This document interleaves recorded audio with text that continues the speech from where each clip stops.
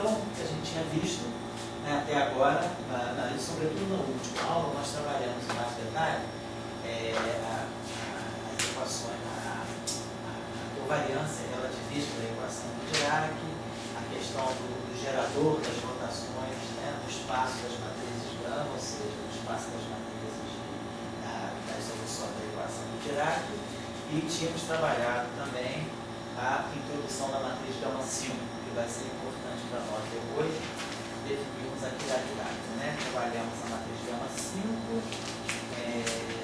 tínhamos visto, tá? Eu vou depois deixar para depois a discussão da quiralidade, a questão dos projetores. Eu vou preferir entrar direto agora nas soluções da equação de Dirac, para depois a gente voltar à discussão da classificação das soluções pela quiralidade. A gente já introduziu na aula passada, a gente tinha visto basicamente que os geradores das transformações de Lorentz, né? Os geradores das transformações de Lorentz no espaço esfenorial era dado por menos I sobre 4, comutador de Gama-Mi com Gama-Mi. Então a gente sabe como implementar as transformações de Lorentz no espaço dos geradores. Quanto é o gerador de Dirac? Essa já deve ser de Dirac, eu comecei com vai, Dirac deve ser a terceira agora. Deve ser a terceira. Que eu tinha feito nas aulas uma equação de vai, escritores de vai, e a gente construiu a equação de Dirac depois. A equação de Dirac foi na aula passada, só essa é a segunda. Essa é a segunda, não é a terceira, não. Então eu introduzi a equação de Dirac na aula passada, né? Tá certo. Então na aula passada nós fizemos a covariância da equação do Dirac. Tem esse fator menos I aqui, não tem? Ou se era mais I ou menos I, só para ter uma ideia. Tá, é menos I sobre 4, tá certo? Menos I sobre 4, tá? E nós tínhamos introduzido também a matriz gama-5, que é uma matriz extra no espaço, né? Das matrizes gama, e essa matriz aqui a gente já tinha visto as propriedades mais importantes dela.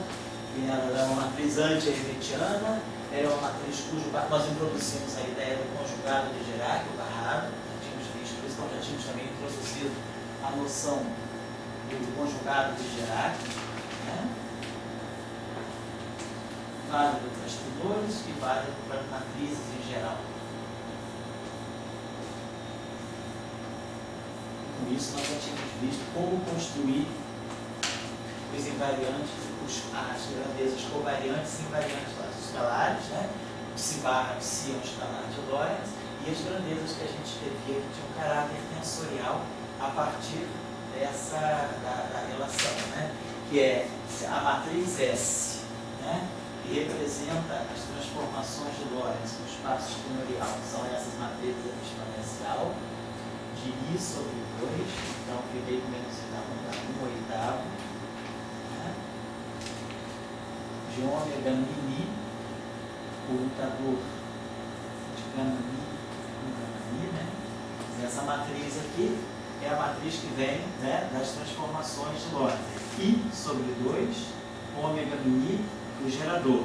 Mas o gerador é menos I sobre 4. Então, I sobre 2 com menos I sobre 4 dá 1/8. Então, essa matriz aqui representa as transformações de Lorentz no espaço esfenorial. Então, quando nós fazemos uma transformação de Lorentz, o espinor se transforma nessa matriz, S,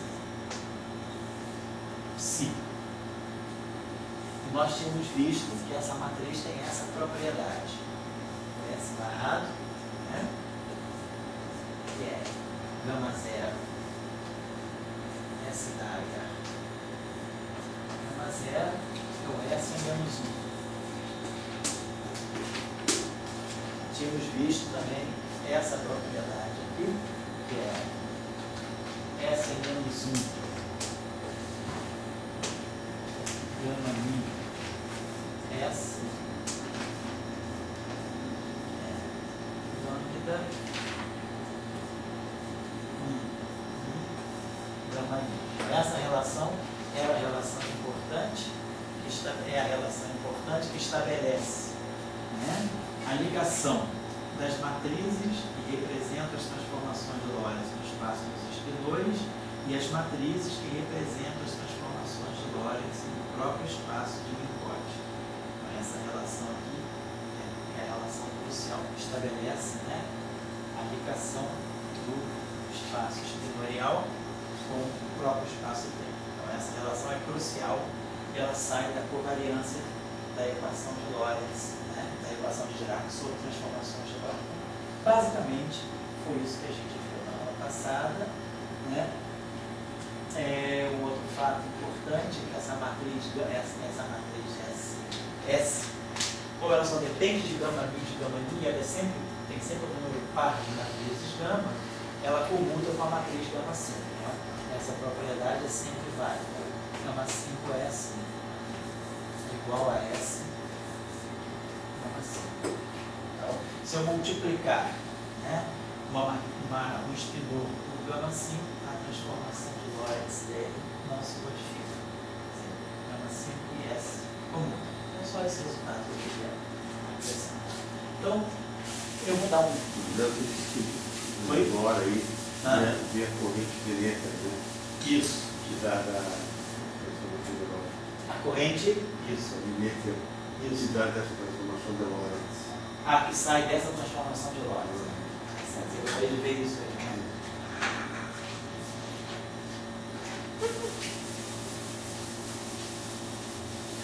Assim como das outras. Tá certo.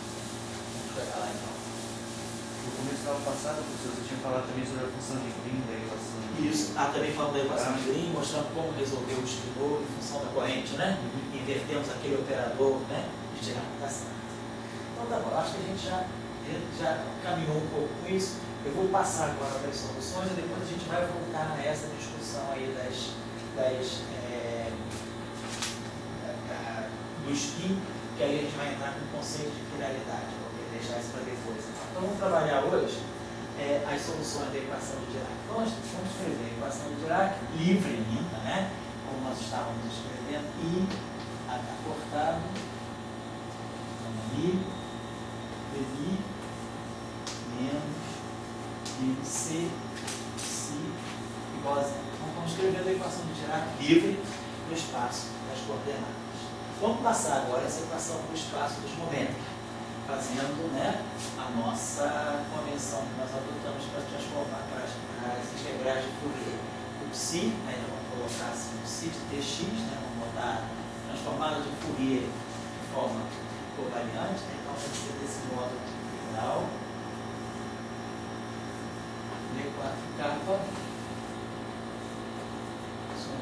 é a quarta, vamos botar então psi alfa x de capa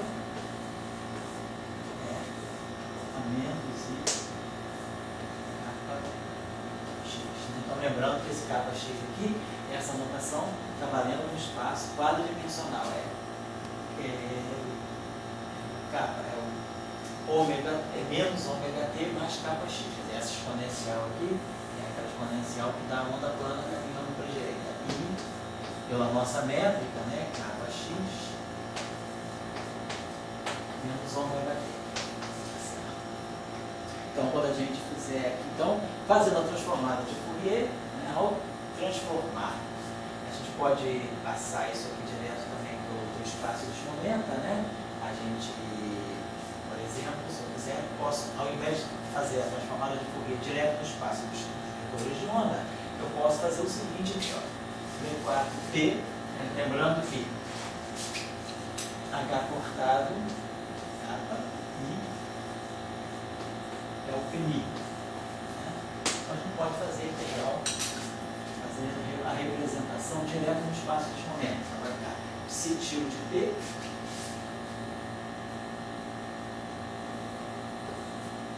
é a menos I P sobre H cortado X. Né? Então fica E elevado a capa, fica E elevado a I sobre H cortado dx menos ET. Vou colocar assim. Então vamos adotar essa expressão. Vamos trabalhar com a transformada de Fourier, mas direto no espaço dos momentos, e não no espaço dos cais. Né? Lembrando dessa H cortado K é igual a P. Então, ao colocar essa expressão aqui, nós já sabemos fazer isso, quer dizer, o DI vai produzir menos IP sobre H cortado, então menos I com I de lado a 1, H cortado cancela. A gente está levando em conta que essa derivada DI atuando aqui na função de onda plana, menos I H cortado P escalar X, né? Isso aqui produz para nós menos I sobre H cortado PI. Então, menos I com I dá 1, H cortado cancela. Então vamos escrever a equação de Dirac direto no espaço de momento.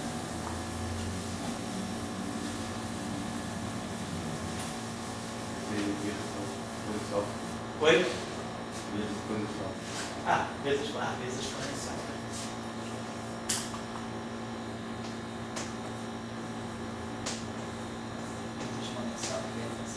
Então, a equação de Dirac no espaço de momento assume essa forma aqui: gama mi, pi, menos mc, psi til de b, igual a chamada de Fourier. E aí nós vamos dar ênfase a uma discussão que Dirac, né, foi importantíssimo para Dirac, que é a discussão da energia positiva e da energia negativa. Vamos primeiro fazer o seguinte: vamos olhar essa equação, abrir essa equação aqui em termos das componentes do momento. Então, o quadro do momento, PI, né, é sobre C, P. E o PI embaixo, então significa gama 0, P0. Então fica gama 0, vai ficar E sobre C, gama 0. Isso aqui, ó. Depois gama I, PI. Vai ficar menos gama escalar P. Menos MC, atuando aqui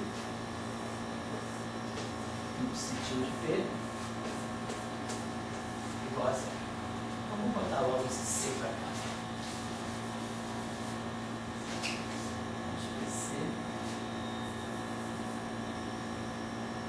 menos MC2. Né? Então é a nossa equação. Vamos escrever então. Vamos adotar, então, a representação de Dirac. Então, vamos adotar, já tínhamos trabalhado a representação de Weill, a representação de Dirac e a representação de Majorana, das matrizes de Weill. Vamos adotar a representação de Dirac, onde gama 0 é diagonal, é 1, 0, 0, menos 1, e esse gama é off diagonal, é 0, sigma, menos sigma, 0. Então, essa matriz aqui, vamos escrever como a gente tinha feito, a matrizes gama em termos de matrizes, submatrizes 2 por 2, vamos escrever isso aqui. E esse spinor aqui também é um spinor com 4 componentes. Como nós estamos usando uma representação em termos de submatrizes 2 por 2, vamos quebrar esse spinor em duas componentes também. Tem as duas componentes superiores e as duas componentes inferiores. Vamos dizer que essas duas componentes superiores aqui eu vou chamar de Qui e aqui de Psi. Então isso aqui é o Psi til 1, Psi til 2 forma esse Qui, Psi til 3, Psi til 4 forma esse Si. Então eu estou só quebrando esse spinor na componente, as duas componentes superiores do Psi e as duas componentes inferiores do Psi. 1, 2, 3, 4. Quer dizer, o Qui1 o Qui é um spinor com duas componentes, Psi1 e Psi2, Psi til 1 e Psi til 2. O Si é um outro spinor com duas componentes, Psi til 3 e Psi til 4. E aqui a matriz gama 0, ela é a identidade aqui menos a identidade aqui, na representação de Dirac. Então fica E menos MC2 vezes a identidade, 2 por 2. Aqui fica menos E, menos MC2, menos E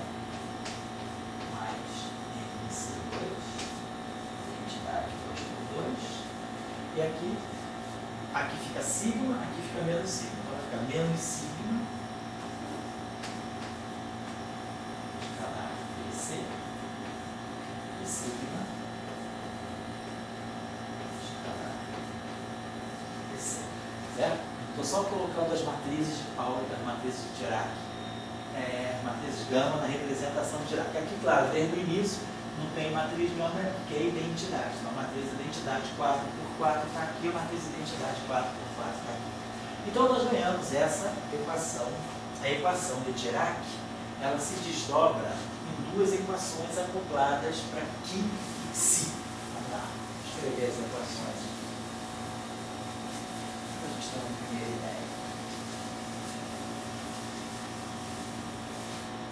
Então, nós vamos ter que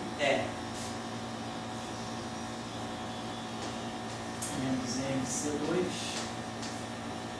Qi menos sigma PC se igual a zero e depois sigma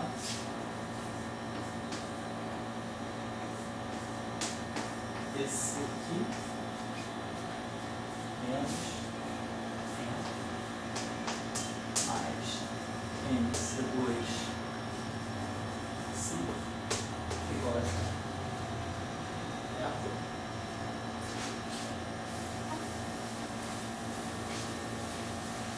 Então, por exemplo, nós podemos E mais MC2 uma grandeza positiva.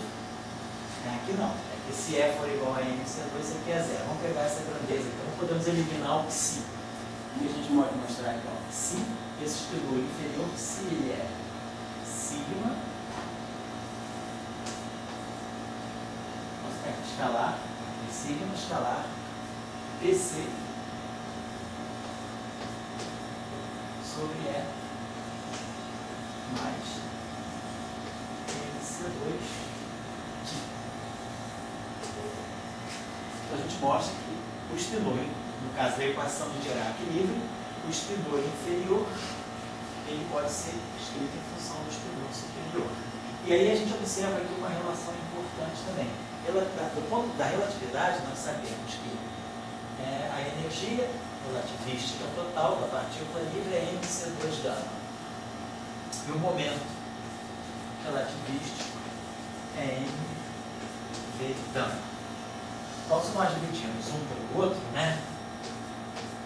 O momento dividido por E, ele dá M cancela, vai ficar V sobre C2, os gamas se cancelam e aqui fica C. Então a gente vê que PC sobre E é V sobre C. Isso aqui é uma relação que vale sempre. Então, quanto mais relativística for a partícula, quer dizer, mais próxima da velocidade dela estiver da luz, mais o momento é dominante. A energia está sob a forma de momento. Quando V é muito pequeno, PC sobre E é muito pequeno. Então, quem domina é a massa de repouso. Então, no limite, então, o que a gente observa é que essa relação aqui está me dizendo que esse P sobre E, essa grandeza aqui, ó, P sobre E, essa grandeza aqui, ela, se a partícula, por exemplo, estiver em repouso, é igual a MC2.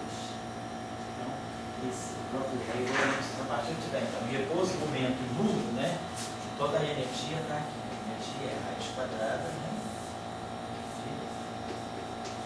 C2 mais M2C4. Então, quando a partícula é muito relativística, esse termo aqui é P, esse aqui tende a 1. Então, PC tende a E. Então, esse termo aqui é desprezível. Então, esse termo aqui domina sobre esse. Se a partícula é não relativística, V sobre C tende a 0, P sobre E tende a 0. Então, esse momento aqui, essa parte aqui é muito pequena. Quem domina é a massa de repouso. Então, o que a gente está vendo que esse termo aqui é de ordem P sobre S. Então, se eu tiver um problema pouco relativístico, V sobre C tende a 0, ou seja, PC sobre E tende a 0, um problema pouco relativístico, a gente tem que esse termo aqui é dominante. Então, a energia é praticamente C2. Então, esse termo aqui, PC. Então, PC sobre E é um problema um pouco relativístico. Esse termo aqui é muito pequeno. Aí esse MC2 tende a E, então esse termo aqui tende a ser esse termo aqui de ordem V sobre C. A gente pode olhar desse modo aqui, né? PC sobre E é de ordem V sobre C. Poderia até botar esse termo aqui. Então, no limite em que a partícula, quer dizer, o momento, a partícula é pouco relativista, então VC, V sobre C tende a zero, então significa que a energia tende a MC2. Então, esse MC2 tende a ser energia. Então, PC sobre E é V sobre C. Então, no problema pouco relativístico, esse espinor aqui, ele tende a zero frente a esse, ele começa a ser um espinor pouco dominante. Então, isso mostra que no problema pouco relativístico, esse espinor aqui tende a zero. E, de fato, então, o espinor não relativístico, ele volta a ter duas componentes, como é o caso da equação de Schrödinger. Na mecânica quântica não relativística, nós tratamos o spin por um espinor de duas componentes. Agora, relativista, se eu tenho um problema muito relativístico, ou seja, V sobre C é muito grande, então PC tende a E. Então, se eu tenho um problema muito relativístico, E é muito maior do que MC2. PC tende a E. Então, PC tende a E porque esse termo aqui está tendendo a zero, MC2 tende a zero. Então, num problema muito relativístico, esse espinor aqui começa a ficar importante. Isso aqui tende a ser de ordem 1 de novo. E aí, esse espinor Xi, ele fica aproximadamente o espinor Qi. Então, a gente vê que o espinor de baixo, na representação de Dirac, a gente entende que o espinor de baixo, ele regula bem se o limite é relativístico ou não. No limite fracamente relativístico, como a partícula tem velocidade muito baixa, abaixo da velocidade da luz, esse espinor tende a zero. E no limite fortemente relativístico, em que praticamente toda a energia está sob a forma de um momento, esse espinor aqui se torna tão importante quanto esse. É isso que eu estou querendo chamar a atenção. O espinor inferior, né, então o limite fracamente relativístico, a gente pode eliminar esse espinor Psi, né, então o espinor Psi tende a zero. Tá, e aí a gente pode também, agora posso reconduzir essa equação aqui, posso substituir esse termo aqui em cima, né? Então, a gente agora, independentemente, eu estou usando o limite a não relativístico, é o caso geral, qualquer que seja o momento, qualquer que seja a energia, se eu agora elimino esse espinor aqui na primeira equação, então o que eu estou mostrando é que quando a equação de Dirac é satisfeita, o espinor de baixo ele já não é mais independente, ele depende do espinor de cima. Então isso mostra que eu estou reduzindo o número de graus de liberdade. Meu espinor, que em princípio depende de um Qi e de um Psi, isso aqui seria transformado de Fourier, né? O espinor de Dirac. Tem essas quatro componentes aqui, Psi1, Psi2, Psi3, Psi4. Quando eu digo que esse objeto satisfaz a equação de Dirac livre, esse objeto aqui deixa de ser independente. Eu já conheço ele em função desses. Ou seja, eu posso descrever o meu espinor de Dirac desse modo. Ele fica aqui e aqui fica sigma escalar BC sobre E mais MC2 atuando aqui. Então, tudo passa a depender só de Qi. Então, em vez de 4 componentes complexas, eu tenho 2 componentes complexas. Basta saber Psi1, Psi2, Psi1, Psi2, que é esse aqui, que eu automaticamente sei esse aqui de baixo. Então, eu passo a ter tem 2 componentes complexas. Psi1, Psi2, ou seja, 4 componentes reais. Falando de 4 componentes reais, porque a gente está descrevendo. Então, agora, quando eu digo esse espinor satisfaz a equação de Dirac, em vez de ter 8 componentes reais, que é Psi1, Psi2, Psi3, Psi4, ele passa a ter 4 componentes reais. Fica tudo aqui em cima. Toda a informação está contida aqui. Você tem 4 componentes reais, tem 4, na verdade, 4 componentes que especificam esse objeto. Então, eu devo ter um problema com 4 graus de liberdade.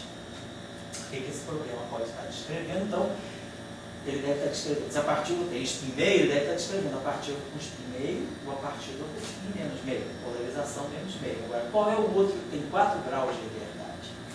Como é que a gente vai interpretar quem são esses graus de liberdade? A partícula tem energia, tem momento, tem spin.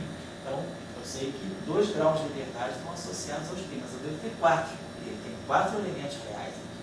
Então, vamos ver o que a gente vai associar isso. Então, é a ideia de Dirac. Depois aqui, esses 4 graus de liberdade seriam a partícula e a antipartícula. Quer dizer, o elétron com spin para cima e com spin para baixo, e o pósitron também com spin para cima e com spin para baixo. Só que ainda não temos uma interpretação de pósitron.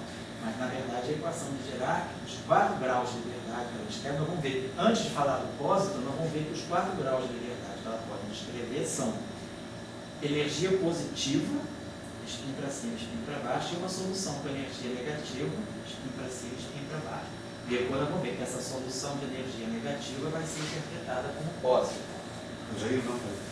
Pode falar. Aqui você tem 4 graus de liberdade. Que eu tenho 4 graus de liberdade. Não tenho mais 8, eu tenho 4, porque os daqui de baixo são, na verdade, função desse que estão aquecidos. É isso. Quer dizer, você teria uma solução de energia positiva, espinhar. Não. Ou a solução de energia negativa. Quando eu quero dizer isso, eu poderia ter. Eu tenho uma energia positiva. Espinhar e down. Isso. Tenho outra energia negativa. Vamos ver agora por que é. Por que as soluções de energia negativa vão ser importantes para poder interpretar esses 4 graus de liberdade? Essa que é a Mas eu não ideia. teria nenhum outro código para preencher. Não. Por enquanto é só isso. Exatamente. Tem nenhum outro número quântico.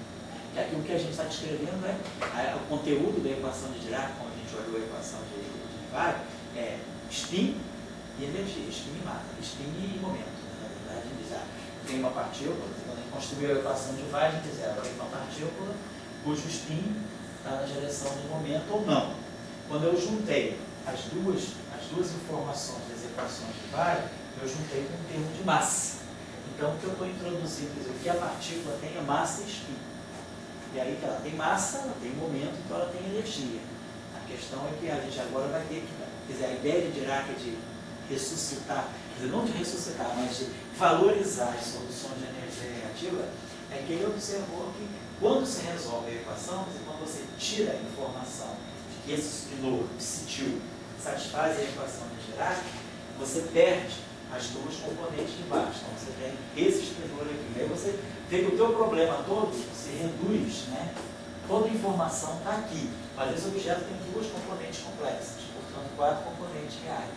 Você tem 4 componentes reais, eu estou já usando a equação de movimento, isso vai estar descrevendo 4 graus de liberdade física. E aí o que eu tenho? Tenho spin para cima e spin para baixo. Mas aí qual é o outro grau de liberdade que eu tenho? Então ele vai ver que nós vamos ter que olhar com cuidado em soluções de energia negativa. Não tem nenhuma outra viagem circulado. Oi? Não tem nenhuma viagem outra. Não. Enfim, Não, meu spin, você só pode projetar em 2 direções. Não tem como. O spin você está na representação, 2L mais 1 é 2, porque o spin é meio. 2S mais 1 é 2, então não tem como. O spin tem 2 projeções, só são 2 graus de liberdade. e botar uma carga também. Pois é, colocar a carga, nós vamos ver que depois vai ter uma relação entre energia e a carga. Quer dizer, colocar energia positiva e energia negativa numa visão, quer dizer, elétron de energia positiva e elétron de energia negativa, na visão, na interpretação de antipartícula, vai ser partícula de energia positiva e antipartícula de energia positiva. Quer dizer, ou você coloca energia positiva e energia negativa para o elétron, ou você fala, não, eu não tenho elétron de energia negativa, eu tenho pósitron de energia positiva. Se associar a carga com energia. Vai associar a carga com energia. Não dá para estar acoplado. Não dá. As outras duas coisas. Por aí, não dá. Vai ter que montar. Então tá. Enfim, aí Pode falar. No caso da equação do dia, Sim? sem potencial, né? Sem potencial, livre, então tudo livre. Você na livre, né? Você já encontra 4 graus de liberdade. Isso. Exatamente. Exatamente.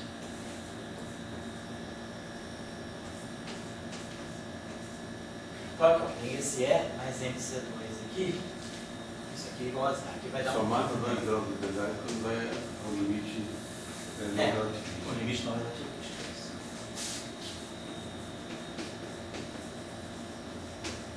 Bom, então aqui nós já lembramos, esse cálculo a gente já fez lá em alguns cursos nossos, né? Sigma escalar A.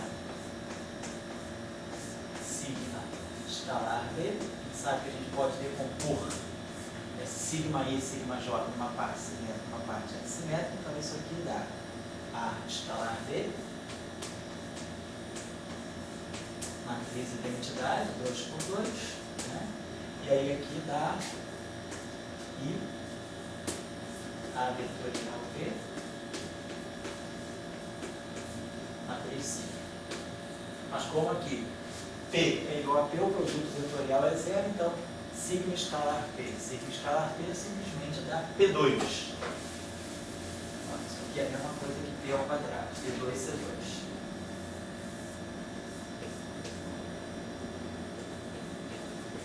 Então a gente vê que essa equação ela está me dizendo o seguinte, que E2 menos P2, C2 menos M2, C4 que igual a zero. Então, isso aqui está me dando justamente a relação entre a energia e momentos. Ele está me dando que E2 é igual a P2, C2 mais M2, C4. É a relação de dispersão que sai daqui. Então a gente mostra que realmente esse Q, né, para ele não ser trivial, é preciso que essa equação seja satisfeita, já que o Q não é zero. Então isso me diz que essa equação realmente está descrevendo uma partícula massiva com essa relação de dispersão, com essa relação entre energia e momento. Então, a ideia agora, justamente, né, é pegar essa equação aqui e levar a sério ambas as raízes. P2, C2, M2, C4. Temos solução de energia positiva e temos solução de energia negativa. Então vai ser um pouco a ideia agora explorar separadamente essas soluções. Vamos depois ver o que significa uma partícula livre com energia negativa.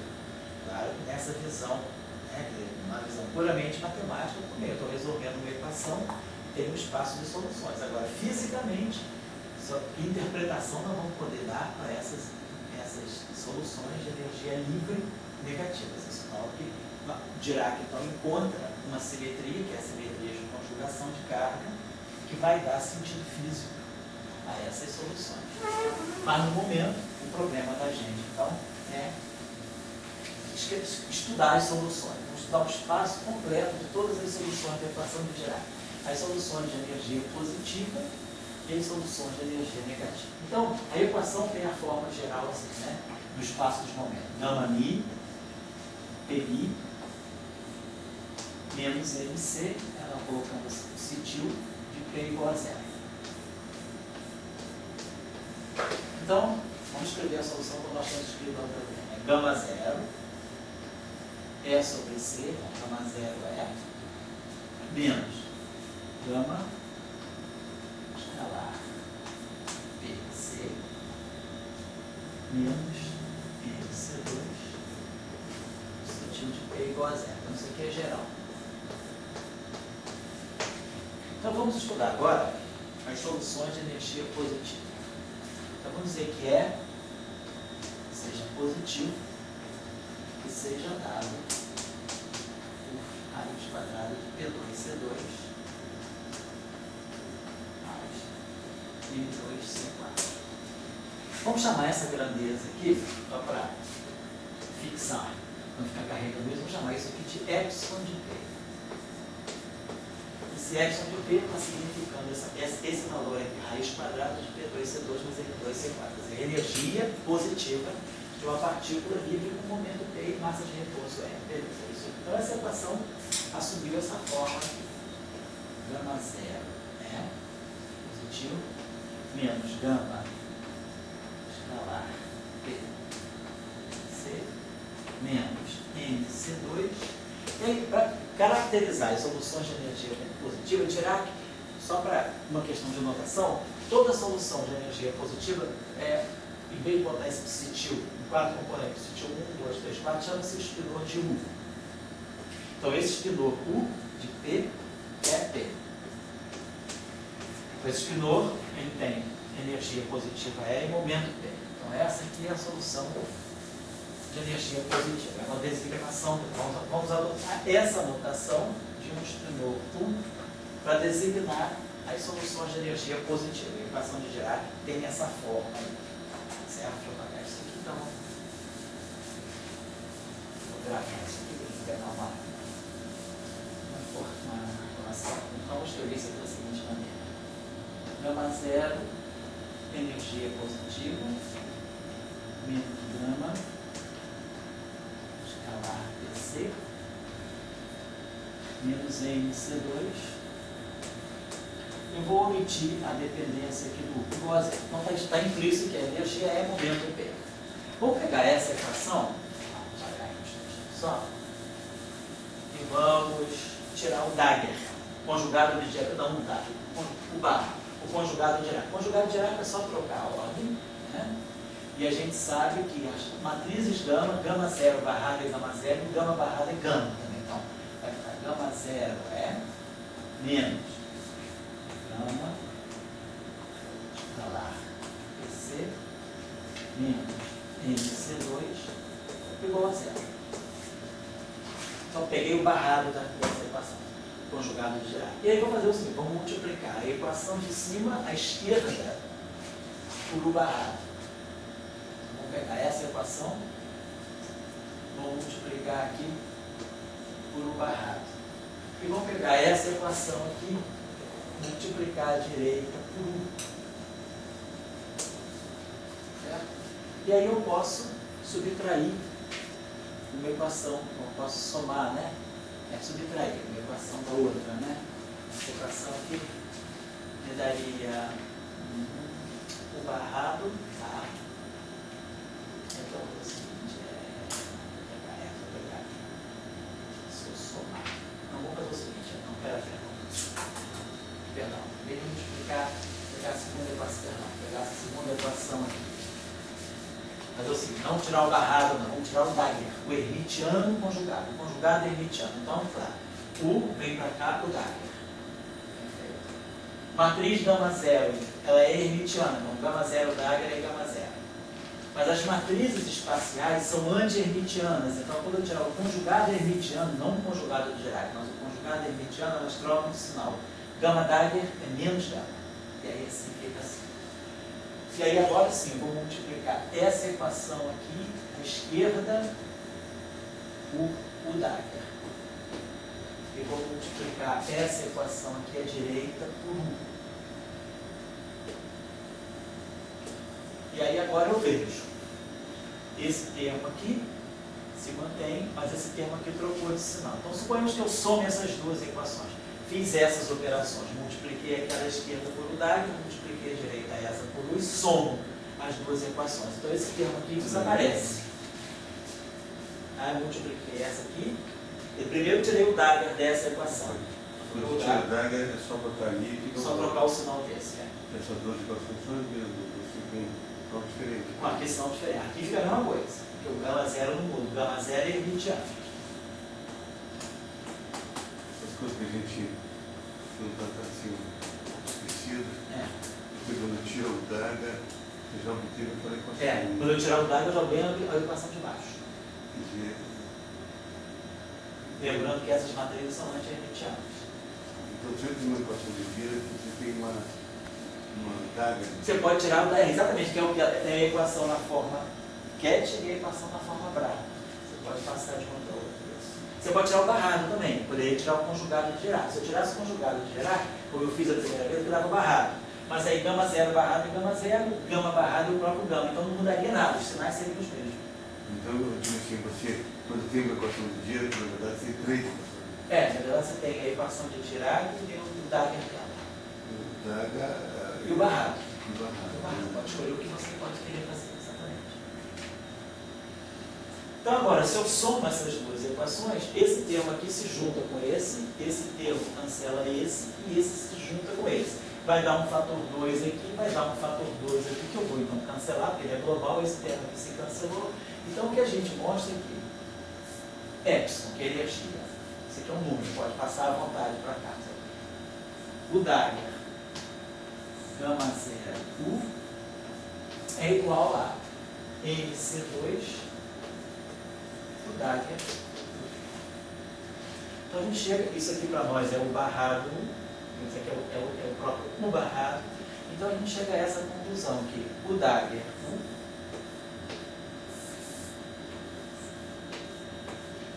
é igual a energia sobre MC2,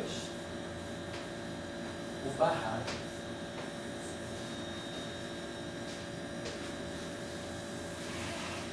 essa grandeza aqui é invariante de Lorentz, e essa grandeza aqui não é invariante de Lorentz. A energia não é invariante, a energia se transforma, né?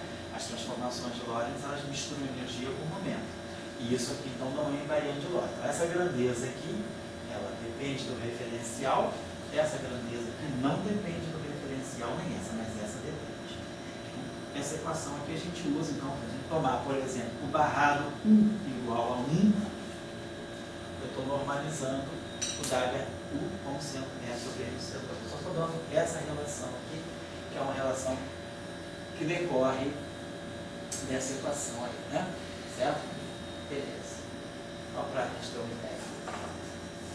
Agora, então essa é a solução de energia positiva. Vamos guardar essa solução aqui. E aí, se a gente trabalhar solução de energia negativa, o que significa? Então, a partir de novo dessa, então essa equação aqui, ela está dando, deixa eu escrever aqui para nós. Ela está dando, o conteúdo dela é isso aqui para nós. É gama mi, PI, menos NC2, de energia do momento igual a zero. Então, isso aqui é uma solução típica de energia positiva. Vamos pegar agora as soluções de energia negativa. Quando eu pegar a solução, então, a equação de Dirac, da qual eu parto, sempre é essa aqui. É gama 0 é sobre C menos gama escalar BC menos IC2 positivo de P, né, que é P, igual a zero. Isso aqui é geral, equação de Dirac em geral. Vamos supor agora que eu quero uma solução de energia negativa. Portanto, eu quero que E seja menos raiz de P2C2 mais N2C4. Ou seja, esse E aqui vai ser menos epsilon. E epsilon é mais raiz de P2C2 mais N2C4. Então, eu quero uma solução de energia negativa. Então, ela vai ser menos gama 0 epsilon. Tá? Essa energia negativa menos gama escalar PC menos NC2. Vamos chamar essa solução de energia negativa de V. Então a gente chama, sempre que a solução for de energia negativa, a gente chama de V. Vai ser um V de E, que é menos E. Então essa energia aqui, vou dizer que é uma energia de menos E, energia negativa. V. Igual a zero. Negativo, né? Porque eu estou menos zero. E eu tenho menos zero. Isso é energia negativa. Eu estou declarando que a energia é realmente negativa. Então, para poder separar a energia positiva de energia negativa, a solução de energia negativa positiva eu chamo de 1 e a de energia negativa eu chamo de V. Então, V satisfaz essa equação aqui, que tem energia negativa. Então, senão, menos é global. Então, eu posso botar mais aqui e mais aqui. Mas aí a gente observa o seguinte. Essa equação, se eu quiser colocar em forma covariante, eu posso. Mas o que a gente pode pensar aqui é esse momento aqui, para poder essa equação aqui ser colocada nessa forma covariante, esse momento está aparecendo com um sinal errado, porque a gente sabe que ela é, quer dizer, se eu pegar um momento qualquer QI, a forma é essa, é gama 0, Q0, mais gama I, QI. Mas esse QI embaixo é menos o QI C. Então, isso aqui fica gama 0, Q0, zero menos gama escalar Q. Se esse sinal aqui do momento está aparecendo positivo, porque eu poderia pensar o seguinte, eu poderia escrever essa equação da seguinte maneira. Na verdade, posso definir aqui um momento que eu vou chamar de P barrado mi, que é isso aqui. Ele é epsilon menos P. Se eu pegar esse objeto aqui e fizer esse cálculo, ó, gama mi, P barrado mi, isso aqui é gama zero, P barrado zero, mais gama i, P barrado i. Então, são a métrica normal no espaço uniforme. Só que P barrado i embaixo é menos P barrado i em cima. E aí, se esse P barrado I em cima é menos P, então, isso aqui está dando para mim, P0 barrado embaixo é a mesma coisa que P0 barrado em cima, então vai dar uma zero epsilon. Mas o P barrado I em cima é menos P. Então, isso aqui vai ficar mais gama escalar P. Então, essa grandeza aqui pode ser posta nessa forma. Só que o momento que está aparecendo aqui, o quadrimomento que está aparecendo aqui, ele tem que ter esse sinal, né? Quer dizer, tem esse E e esse menos P. Então eu posso escrever essa grandeza que está aqui, ó, desse modo. Lembrando disso, deixa eu apagar essa equação aqui. Então, na verdade, eu estou subindo o quadro agora, vem para cá. Então essa grandeza aqui, ela é gama mi, P barrado mi, mais MC2. E aqui eu tenho que ver, né, energia significa solução da energia positiva. Eu poderia até fazer o seguinte, né? Então aqui, ó, esse E menos P, aqui eu tenho menos E mais P. Então, na verdade, é um V de menos P barrado. Igual a zero. Então, essa é a forma que a gente usa para descrever as soluções de energia negativa. Então, a equação de Dirac para energia negativa, ela assume essa forma. Vou botar aqui, então, deixa eu recopilar ela aqui. Ela fica assim, ó. Gama mi, aparece um momento P barrado mi. Aqui é E menos MC, tá, gente? Você definiu P barrado por unidade de energia. Eu dividi é o seguinte, eu sei que eu disse. Não, aqui eu tinha colocado, eu tinha colocado, tá certo, aqui isso aqui é energia, né? É sobre C, aqui tinha P, então ficou PC. PC tem unidade de energia, né? Tá certo, aqui quando eu já coloquei aqui, opa, talvez fosse melhor eu fazer o seguinte, perdão, vamos tirar esse em cima, vamos deixar assim. É porque na verdade esse PMI é E sobre C, quer dizer, essa equação aqui é a mesma que essa, só substitui P0 por E sobre C, e aí aqui vai ficar em MC2, quer dizer, vamos voltar ao canal sobre C, isso aqui, vamos deixar assim, melhor.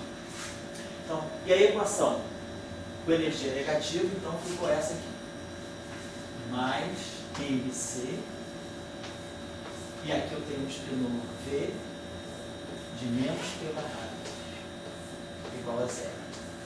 Onde P barrado, então, por definição para nós, é esse objeto aqui. É a energia, e aqui é sobre C, e aqui menos P. Corrijam lá, que eu tinha feito do outro caso, eu tinha feito E menos P. E sobre C menos P. Vamos manter sempre assim. Então, na verdade, apesar dessa energia que está aparecendo positiva, essa aqui é a equação de Dirac que dá energia negativa. Porque essa é a equação de Dirac, então, na verdade, literalmente, ela é isso aqui, ó. Ela é gama zero, epsilon sobre C, mais gama escalar T, mais MC V menos E P igual a zero. É essa a equação aqui. E aí, essa equação aqui, eu sei que se eu multiplicar tudo por menos, botar menos aqui, botar menos aqui e botar menos aqui, essa aqui é justamente a equação do Dirac com energia negativa. Fica nesse padrão aqui, ó, só com energia negativa.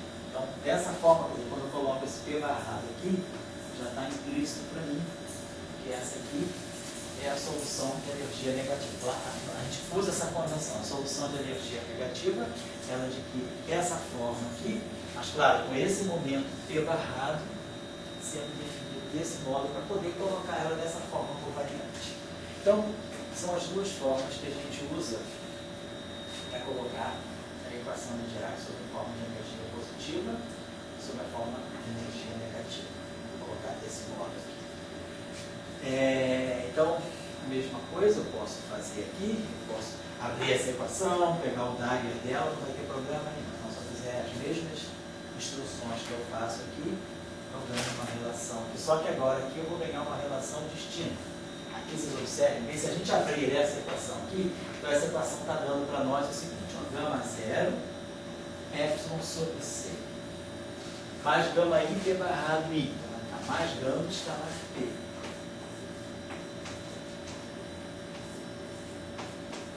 Mais MC V menos E P igual a zero. Então tá aqui, vamos botar logo, vamos fazer isso para SPC. Agora eu posso multiplicar tudo, fazer isso aqui. Aí, fazer as mesmas operações que nós fizemos no outro caso. Vamos pegar o Dagger dessa equação. Então nós vamos ter V Dagger, gama zero é menos gama escalar PC mais MC2V. Mas MC2 igual a zero. Fiz a mesma, peguei essa equação e tirei o Dagger dela. Aí vou fazer o mesmo procedimento que a outra vez. Boto um V Dagger aqui e boto um V aqui. E somo as duas equações. A diferença agora vai ser que eu mostro que V Dagger V, para as soluções de energia negativa, vai aparecer um sinal, vai aparecer isso duas vezes, mais isso duas vezes. Então, o V Dagger V vai ser menos epsilon, menos a energia sobre MC2, V barrado V. Então, isso mostra que, como isso aqui é uma grandeza positiva definida, porque isso aqui é V Dagger V, então isso aqui é módulo de V1 ao quadrado, mais módulo de V2 ao quadrado, mais módulo de V3 ao quadrado, mais módulo de V4 ao quadrado. É uma grandeza nunca negativa. Então, como isso aqui, esse epsilon, por definição, é positivo, isso é positivo e isso é negativo, então V barra V não pode ser tomado igual a 1, tem que ser tomado igual a menos 1. Então, quando a gente normaliza, né, então a gente pode escolher as soluções de energia positiva com essa normalização e as soluções de energia negativa com essa. Porque isso aqui não é positivo definido. Quem é positivo definido é esse objeto. Esse objeto aqui tem no meio um gama zero, que não é positivo definido. Tem mais, menos, menos. Só chamando a atenção para esse fato. Então, o que eu queria chamar a atenção é para as duas formas que a gente pode colocar a equação de Dirac. Vou apagar isso aqui. Agora o V e o ele variam de 1 até 2 ou de 1 até 4? Até 4. Tanto o U quanto o V são espirituais, isso aqui tudo é 4. Então, tanto V. Então é inteiramente negativo ou inteiramente positivo? Não tem metade positivo? Não tem. Porque o espinor, quando você escreve um espinor de Dirac, você escreve 4 componentes. Aquela decomposição que nós tínhamos feito no espinor Ki e no espinor Xi não é energia positiva e negativa. É um espinor fortemente relativístico e que ele sente se a partícula é relativística ou não. Mas isso aqui não significa energia positiva e negativa. Quando a gente retoma a equação de Dirac e escreve as soluções de energia positiva e as soluções de energia negativa, esses espinores aqui têm 4 componentes, é tudo 4 por 4. Não é como se tivesse isso aí vai para um U. isso aqui, o U tem o Ki dele e o U tem o Xi dele. Quer dizer, para o próprio U, essa decomposição aqui é válida. Porque você pode pegar um spinor de energia positiva e dizer, ele é altamente relativístico ou não. Então, se esse spinor aqui, U, for um spinor de energia positiva e muito relativístico, essa componente inferior dele, o 3 e o 4, não são zero, não são insignificantes. Significam.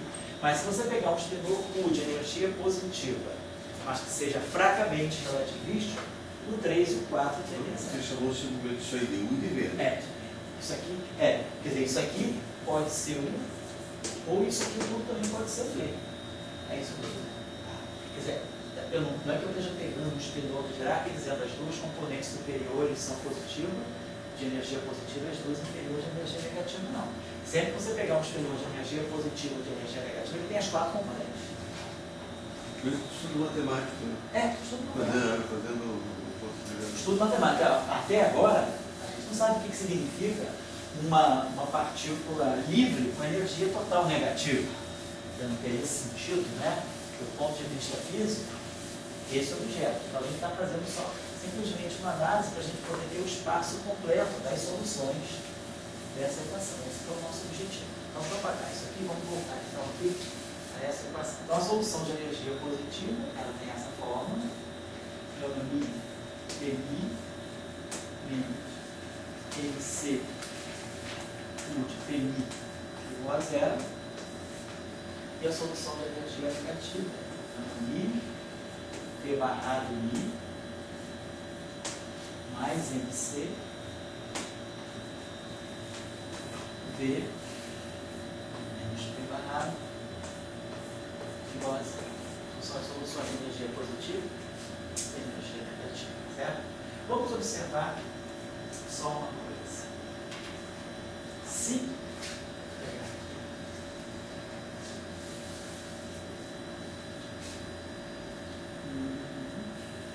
vamos pegar uma solução agora de energia, vamos trabalhar a seguinte situação, uma solução de energia positiva e a partícula no referencial de repouso. P igual a zero. Então, estou pegando essa situação, uma partícula, né, com energia positiva, portanto, eu vou usar essa equação. Energia positiva. Só que eu estou no referencial de repouso da partícula, então o momento dela é zero. Então, é claro, a energia dela é MC2. Então, eu vou pegar essa solução, vou escrever. Vou pegar essa equação que descreve a energia positiva, então nós vamos ter gama zero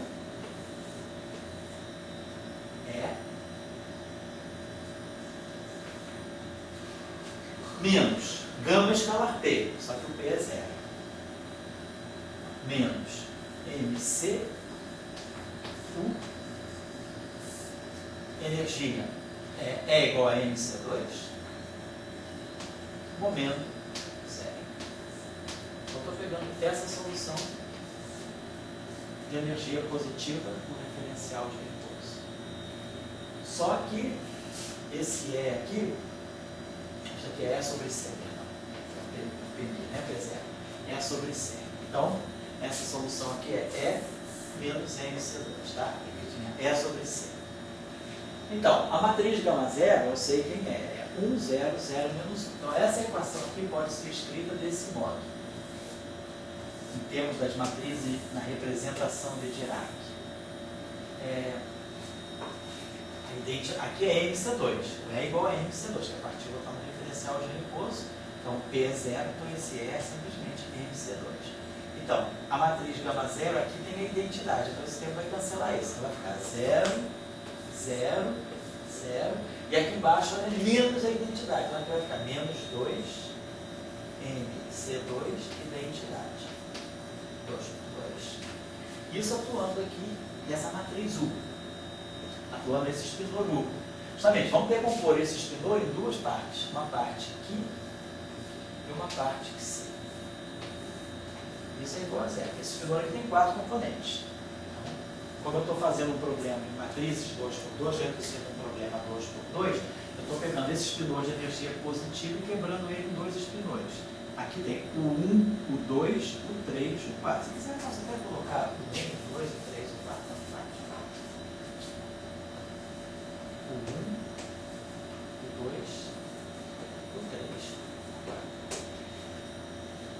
solução dessa equação? Esse cara bate apenas aqui. Então, essa equação aqui tem como solução o 3 igual ao 4 igual a 0. Então, uma solução de energia positiva no referencial de repouso, usando a representação de Dirac, ela vai ter essa forma aqui. U vai ser o 1, o 2, 0, 0. Essa aqui é uma solução de energia positiva no referencial de repouso. Claro. E aí, o que eu observo? Eu observo que eu posso escrever isso aqui desse modo. O 1, 0, 0, 0, mais o 2, 0, 1, 0. Então, o que a gente está observando é que eu tenho duas soluções independentes. Então, o subespaço de energia positiva tem duas soluções independentes no referencial de repouso. Esse vetor aqui forma uma base, né, para esse espaço de soluções aqui. A solução mais geral tem essa forma. E aí, a gente observa esse objeto aqui. Vamos olhar na representação de Dirac. Quem são os geradores das rotações, né, das transformações de Lorentz? Então, nós sabemos, né, que os geradores, né, os geradores que nós tínhamos estudado, eles eram esses objetos aqui. Sigma μi menos I sobre 4, comutador de gama mi com gama mi. O que é, quem são os geradores das rotações espaciais? Os sigma e J. Então, vou olhar só o setor espacial, não os boosts. Mas o setor. Aonde é que eu vejo o spin? O spin, que é SO3, os geradores de SO3 são os sigma e J. Né? Porque sigma, 0 e geram os boosts. E os sigma e J geram as rotações espaciais. São o setor de SO3. Então, se eu quiser olhar os geradores de SO3, que nós sabemos serem interpretados como o spin na versão não relativista, são os geradores de SO3, se eu pegar as matrizes puramente espaciais, os geradores de Lorentz puramente espaciais, ou seja, os três geradores, sigma 1, 2, sigma 2, 3, sigma 3, 1, os três geradores espaciais, as matrizes sendo diferentes, isso aqui vai dar um fator 2, então vai ficar menos I sobre 2, gama I e gama J. Essas aqui são as três, na verdade são os três geradores, né, das rotação do plano 1, 2, rotação do plano 2, 3, quer dizer, rotação do plano 1, 2 é uma rotação em torno do eixo dos eixos. Rotação do plano 2, 3, uma rotação em torno do eixo do X. E uma rotação do plano 3, 1, uma rotação em torno do eixo dos eixos. Então, esses aqui são os três geradores de SO3. Vamos pegar o clássico gerador, vamos pegar o clássico operador que faz uma rotação no plano XY, uma rotação em torno do eixo dos eixos. Uma rotação no plano XY vai ser IJ, vai ser 1, 2. Pegar o gerador sigma 1, 2. Uma rotação em torno do eixo dos eixos. Gama 1, gama 2. Se nós trabalharmos na representação de Dirac, justamente esse objeto aqui é 0 menos 0, sigma x, menos sigma x, 0. E esse objeto aqui é 0, sigma y, menos sigma y, 0. Na verdade, esse objeto, se gama 1 e gama 2 embaixo, os dois podem subir, que é ganho sinal menos, e esse cara aqui, gama 1 em cima é esse, gama 2 em cima é esse. E aí, quando eu fizer esse produto aqui de gama 1 com gama 2, isso aqui vai ficar 0, vai ficar menos sigma x, sigma y, se fizer o produto, vai ficar esse vezes esse, vai ficar menos sigma x, sigma y. Esse vezes esse dá 0, esse vezes esse dá 0, e esse vezes esse dá menos sigma x, sigma y. Então, eu já fiz quem é esse objeto aqui. Esse objeto aqui, a menos desse fator menos I sobre 2 é isso aqui. Mas sigma x, sigma y, aí sigma z. Isso aqui é I sigma z. Isso aqui é I sigma z. Então agora, menos I menos I, dá menos 1. Então tem que fazer menos 1,5. Isso aqui, menos 1,5. Sigma Z, 0, 0, sigma Z. O que nós estamos observando então? Esse objeto aqui é autovetor desse operador. E esse objeto aqui é autovetor 1, 0 é autovetor de sigma Z com alto valor 1 e 0, 1 é autovalor de sigma Z com alto valor, autovetor com alto valor menos 1. Então, na verdade, o que esses objetos aqui estão representando?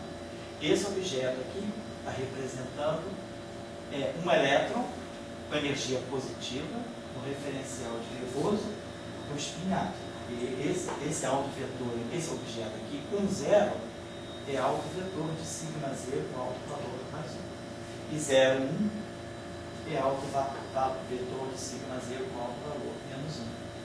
Então, esse cara aqui está representando um elétron no referencial de Repouso com espinhato, ao longo da direção Z, e esse cara aqui está representando um elétron com energia positiva no referencial de repouso com espinho alinhado com a direção negativa. Então, a gente começa a entender que os graus de liberdade, esses dois graus de liberdade aqui que representam, em termos dos quais eu posso escrever qualquer solução de energia positiva no referencial de repouso, são dois graus de liberdade de espinho, que estão representando justamente no espinho elétrico. Então, no referencial de repouso, estou usando a representação do Dirac, tá? Mas no referencial de repouso, então, a minha solução de energia positiva mais geral vai ser ou o objeto com espinhato ou o objeto com espinal, claro, uma combinação linear dos dois. Eu posso ter uma probabilidade de ter um elétron com espinho para cima e um elétron com espinho para baixo, mas é sempre um elétron com energia positiva. Então, esses são os dois graus de liberdade que o espaço então, os subespaços de energia positiva, eu vou para o referencial de repouso e vejo que eu consigo escrever qualquer solução de energia positiva em função desses dois. Aí vocês falam, mas se eu não tiver um referencial de repouso, se o elétron estiver se movendo no laboratório, um certo momento, eu não estou mais no referencial de repouso, como é que fica essa solução? Vamos ver. Então, agora vamos estudar a solução. Então, a gente está vendo que o subespaço de energia positiva tem dimensão 2. O elétron tem energia positiva? Tem. Então, ele pode ter espinhato ou não. Esses são os dois graus de liberdade que um elétron de energia positiva pode ter. Agora, vamos ver se eu tenho esse elétron com um momento genérico, não com um momento zero. Eu não estou mais no referencial de repouso. É como se o elétron está parado no laboratório, que ele pode ter espinhato ou não. Mas agora, supondo que o elétron esteja caminhando. Como é que vai ficar essa solução? Solução dessa equação no referencial do elétron. Eu estou no referencial do laboratório, o elétron está passando. Então, só a gente vê. Ou seja, como é que eu vou fazer o boost dessa solução? Como é que eu vou ver essa solução em movimento? Então, tem uma saída muito simples para isso, que é a seguinte. Vamos partir da equação em repouso, da solução. Então, suponhamos que eu saco o elétron, tá? Eu posso sempre ir para o referencial de repouso do elétron, porque tem massa de repouso nula, tem massa de repouso positiva. Ele é macio, então eu posso sempre ir para o referencial de repouso dele. Então, essa solução eu posso sempre tirar. Então, suponhamos que eu tenho a solução no referencial de repouso, uma solução de energia positiva no referencial de repouso. Vamos a essa solução aplicar o seguinte operador. Gama ni, Pni, o oposto disso aqui, mais MC. Vamos aplicar essa solução a esse objeto aqui, de MC2. Então, suponhamos que eu tenho uma solução de energia positiva no referencial de repouso. E eu aplico esse operador aqui, gama ni, Pni mais MC, onde esse P é um momento qualquer. P é um momento, claro, mas um momento associado a uma energia positiva. Quem é esse Pni? Esse Pni, oi? O que significaria eu aplicar um boost nesse espaço, nesse U de repouso? Significa o seguinte, é como se você tivesse fisicamente o seguinte, suponhamos que você bota o elétron e você vai para o referencial de repouso do elétron. Você traz o elétron para o teu referencial. Você é o laboratório e você vai ter um elétron de repouso no teu referencial. Aí agora, o que significa aplicar esse operador? Significa você botar o elétron, você continua sentado no laboratório, mas agora você vai empurrar o elétron. Isso não seria a solução do elétron em movimento? Que eu Pois é, fazer? é isso que a gente vai fazer. Então a gente vai mostrar agora, se eu tenho esse objeto em repouso, mas eu aplico esse operador nele, isso aqui me dá um outro spinor. E quando eu aplicar esse operador nesse objeto, isso aqui é uma outra coisa. Mas esse objeto aqui, por exemplo, ele é 1, 0, 0, 0. Quando eu aplicar esse operador completo nele, eu tenho uma outra coisa. Eu vou ter aqui, vou ter, isso aqui vai me dar um certo linha. Então esse linha agora, ele vai depender desse momento. Então vamos construir esse objeto. Então agora, se eu pegar esse objeto e aplicar esse operador nele, suponhamos que agora eu faço essa operação. Gama mi, Pmi, menos MC, por linha de P. Mas a expressão do boost se tirou da onde? Essa aqui, tirei, foi uma sacação, vamos ver por quê. Vamos supor que eu aplique esse operador nesse. Eu não sei se isso aqui é um boost, eu só quero ver. Então, eu vou construir um objeto, o linha, que é esse objeto aqui. Então, eu estou pegando esse objeto aqui, vou aplicar num spinor o linha. Mas quem é esse spinor o linha? Deixa eu colocar aqui. Esse spinor o linha, por construção, por definição, linha é isso aqui, ó. Gama ni, Pni mais MC, atuando na solução de energia que está em repouso. Então eu pego um momento P qualquer, com energia positiva, E sobre C, P, e aplico esse operador nesse objeto aqui. E submeto a essa equação de Dirac. Então, bom, esse cálculo aqui nós já fizemos em aulas anteriores. Isso aqui dá exatamente P2 menos N2C2. Certo? Ou seja, esse objeto aqui, esse operador aqui, ele dá para nós é 2 sobre C2 menos P2 menos N2C2. Isso aqui atuando nisso aqui. NC2 é. Então, se essa energia aqui, se esse momento que está aqui, estou colocando aqui por construção, se esse momento Pmi for exatamente E sobre CP, essa combinação aqui automaticamente é zero. Se esse momento que está aqui for ligado, quer dizer, se eu definir esse quadro momento dessa forma, com essa energia dada por esse momento, automaticamente o que eu estou gerando aqui é um zero. Isso vezes isso me dá isso aqui é zero. Então isso me mostra que esse spinor aqui, que eu chamei de linha, ele satisfaz a equação de Dirac, o momento aqui. Então, na verdade, o que significa isso? Significa que se eu pegar esse objeto aqui no referencial de repouso e aplicar esse operador nele, eu estou ganhando um novo spinor. Mas esse novo spinor é a solução dessa equação de Dirac, que descreve um elétron em movimento. Então, na verdade, esse operador, o que ele fez? Ele boostou essa solução. Ele deu um boost nessa solução, entendeu o truque? Não? Então, você não precisa aplicar uma transformação de Lorentz para boostar. Daí é certo com muito trabalho. Oi, daí, essa é certo. Poupa muito trabalho. Então, nós já sabemos, dado um elétron em repouso, se eu quero, então você está no laboratório e fala, eu quero descrever o spinor que eu quero escrever o spinor que me dá conta de um elétron caminhando no laboratório. Então, se você sabe o momento do elétron, sabe a energia do elétron, sabe Pni, sabe o P do elétron, você constrói esse operador. Se você atuar com esse operador em cima desse objeto aqui, você constrói um novo spinor, que é a solução da equação de Dirac no momento dele. Então, você buscou o elétron. Então, na verdade, deixa eu apagar isso aqui. Se nós escrevermos, deixa eu apagar isso aqui. Então, o truque para tirar uma solução, vou apagar a equação da energia negativa. Então, o truque para eu saber qual é a solução livre da equação de Dirac para um momento genérico é eu simplesmente buscar um spinor em repouso. Ou seja, esse objeto U de P,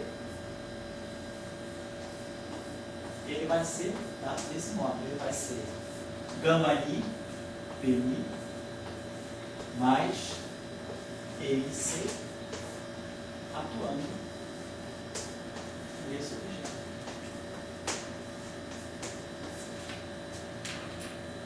Esse objeto aqui eu sei construir, essa matriz aqui eu sei construir. A representação de Dirac, isso aqui é gama zero, então isso aqui fica E sobre C mais MC vezes a identidade. Aí aqui eu vou ter menos E sobre C mais MC vezes a identidade. A representação do gama zero é 1 menos 1. Aí, aqui eu vou ter sigma I escalar PI, então aqui eu vou ter menos sigma escalar P. E aqui eu vou ter sigma escalar P. Isso atuando aqui. É uma solução que vai ser alfa, beta, 0, 0. Quando eu pegar essa solução, eu busto essa solução. Se eu bustar a solução que tem o elétron com espinhape, supongamos que eu pegue essa solução aqui, vou pegar um elétron no referencial de repouso com espinhape. Então, se eu aplicar esse operador aqui, eu estou fazendo justamente, eu estou vendo um elétron em movimento no laboratório. E esse elétron, no referencial de repouso dele, ele está com o espinho para cima. No referencial do laboratório, ele não vai ter só essa componente, eu vou misturar tudo. Então, quem vai ser essa solução aqui? Vou fazer isso aqui. Ó, isso aqui vai bater, isso aqui bate aqui, isso aqui bate aqui, dá zero. Então, vamos ver então, quem vai ser essa solução. Vamos escrever essa solução aqui agora. Então, isso aqui vou escrever para vocês agora uma solução que descreve um elétron em movimento do laboratório, um momento, e no referencial de repouso dele, o spin dele está para cima. Estou fazendo a transformada, estou fazendo o boost dessa solução no referencial de repouso. Então, essa matriz aqui vai bater aqui. Essa matriz aqui é a identidade. Então, esse termo aqui, o problema é assim. Essa matriz bate aqui. Isso aqui bate aqui para zero. Então, quando eu fizer isso aqui é a matriz da identidade, E mais C. Atuando, então, porque isso aqui E mais C, identidade, 1, 0, 0, 1, atuando 1, 0. Então, você vai ficar 1, 0, 0, 0. Vai ficar E sobre C mais MC. Aí, quando essa matrizinha aqui bater nesse cara, ele dá zero.